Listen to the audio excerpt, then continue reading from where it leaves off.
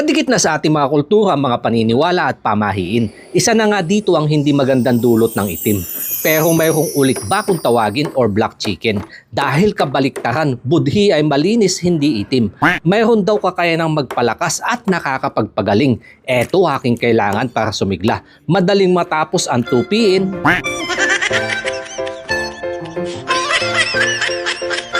Labahin.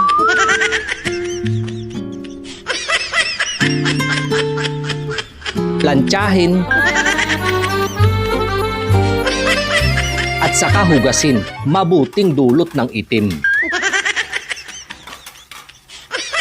At kung mayroon ka din dyan, alam mo na ang gagawin. Kaya pagluluto ituloy natin. Sibuyas, bawang, luya, iginisa.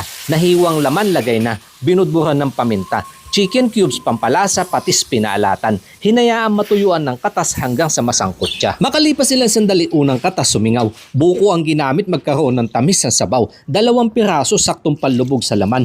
Kumapit ng husto ang lasa, hindi naman pangmaramihan. Pinitpit na sampalok, asim kumapit sa ikalawang pakuluan.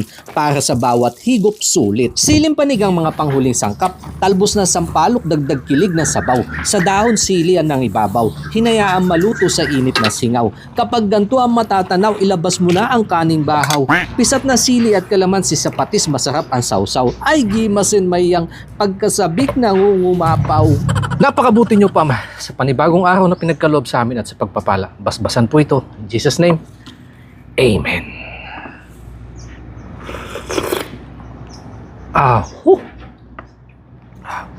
May asim at saka may tamis. Yung asim niya is mga nasa out of 10, 3 at saka yung tamis niya mga nasa 4. Ganon.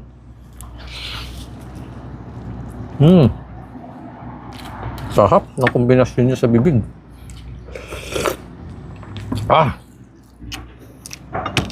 Panalo talaga pag ganito yung mga luto, no?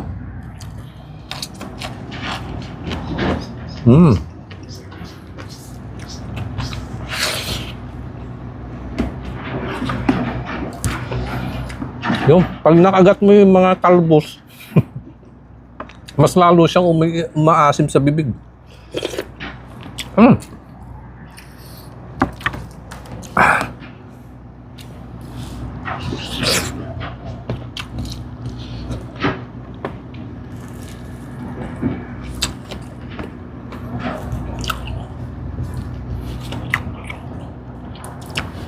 Wala siya.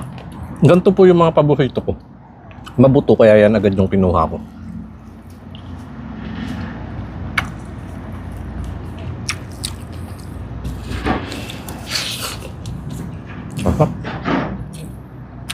At tayo na binalutan ng isaw.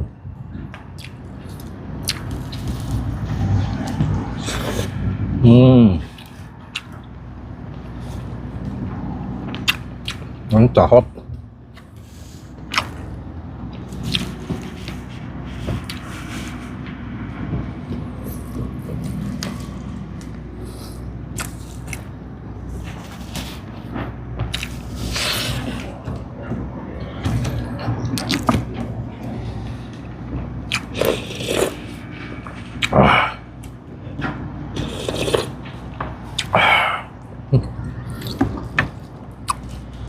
Kapag ganito po ang ulam, talagang gaganahan sa mga gawaing bahay.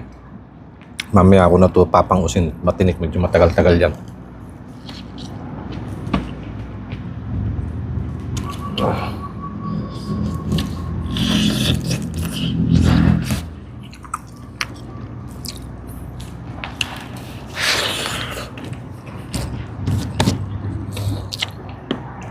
Sa mga bago nga po pala nating kanayon na nagtatanong, kapag yung mga ganitong luto ay kinakain din ng aking mga mag-iina, pag ako'y nagmumukbang. Opo, pag ang luto ay masabaw na ganyan, saka walang sili, walang anghang, gumagamit ako ng sausawan. Kinakain po nila yan. Tulad nito, yung iba niyan, yun din po yung magiging hapunan nila mamaya pag uwi sa eskwela.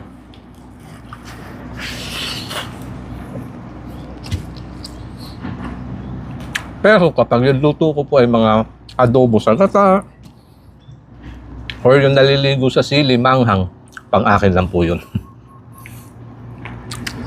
Kaya pag nagko-content po ako, sinasabi ko naman, panalo sa ulam, damay na sa pulutan.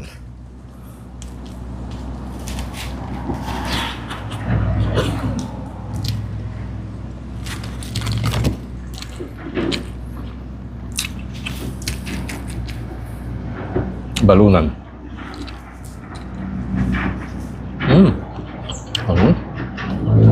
Ang lambot.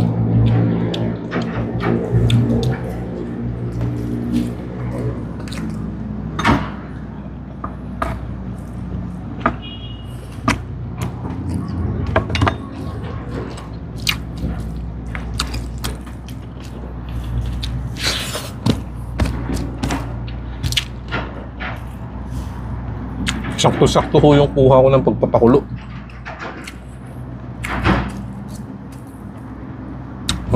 Ano ba? Baliksig lang ang katawan. Gaganahan na ako nito mamaya sa mga gawaing bahay.